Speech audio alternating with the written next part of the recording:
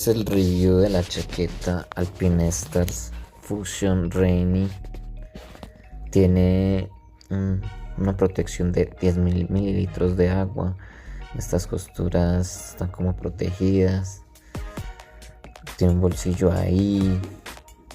Tiene otro bolsillo a los costados. Tiene esos broches para las manos para que no se entre el agua. Tiene esto por acá que está muy curioso, que parece como algo oculto. Y efectivamente es un bolsillo oculto y podemos introducir algo y guardarlo. Tiene también como una cachucha.